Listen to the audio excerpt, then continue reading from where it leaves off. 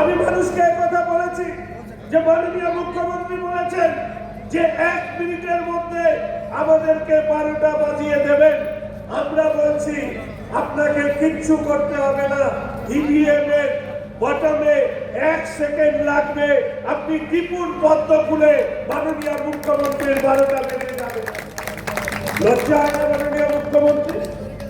আজকে আপনি প্রশাসনিক প্রধান হয়ে রাজ্যের মানুষকে আপনি এই হুমকি দিচ্ছেন যে কোন কমিউনিটির দ্বারা আপনাদের ভবিষ্যৎ নির্ধারিত হবে।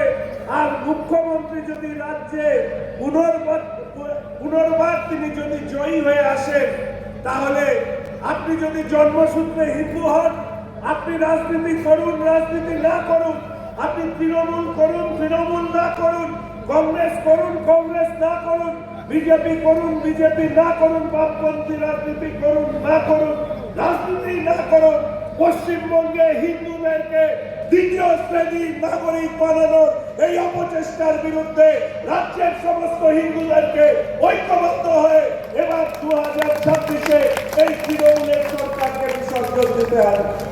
বন্ধু, একবার ভাববেন, এই পশ্চিমবঙ্গ কেন মুখ্যমন্ত্রী ছিলেন, মুখ্যমন্ত্রী ছিলেন, মুখ্যমন্ত্রী ছিলেন, উদ্ধবের ভট্টাচার্য মুখ্যমন্ত্রী ছিলেন, কারণ তো প্রয়োজন হয়নি রেডিওতে গিয়ে কি ধর্ম সম্বন্ধে আরেকটি ধর্মীয় মঞ্চ থেকে এই ভাষা বলা।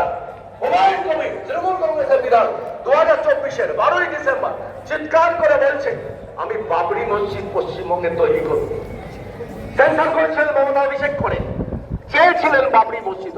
বিজেপি এলে কিন্তু মসজিদ হতে পারে, বাবরের নামে মসজিদ করতে দেবে না, বিজেপির ঘোষিত হয়ে গেছে।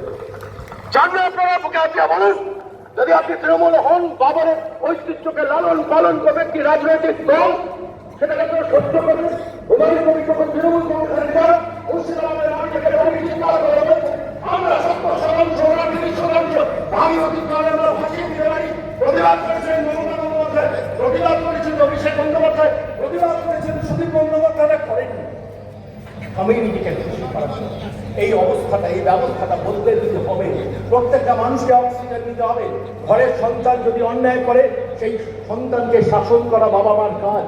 তৃণমূল কংগ্রেসকে যারা ভোট দেন, ভোট দিয়েছেন, ভোট দেবেন বলে ভাবছেন, তাদের কাছেও 29 তারিখে সেই শাসনের দিন, সেই শাসনের দিন যেদিনকে শপথ ছোটানো দরকার। তৃণমূল কংগ্রেসকে ঘরের ছেলেকে শিখে দিয়ে বলা দরকার, এনাফ ইজ এনাফ, বাড়িতে বিশ্রাম নাও।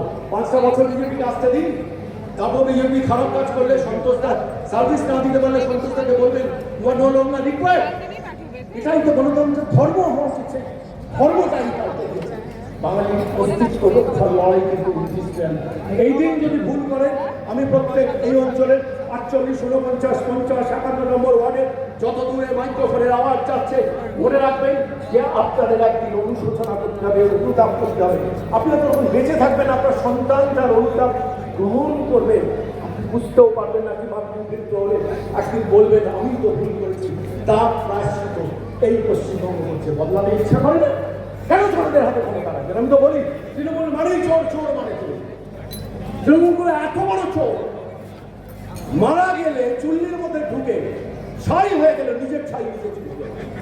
এরা এত বড় চোর, আপনি যদি মহাকাশ চালে পাঠান, স্পেসে গিয়ে ও নাট বন্ধু খুলে কলকাতায় এসে স্ক্যাটের বাজারে বিক্রি করবে। এরা এত বড় চোর, চাঁদে পাঠালে চাঁদের বাড়ি চুরি করে যে চোর রাখবেন কি রাখবেন, চোর দাঁড়াবেন কি দাঁড়াবেন। মানুষ বিধানসভায় যদি বাংলার মানুষের জন্য কিছু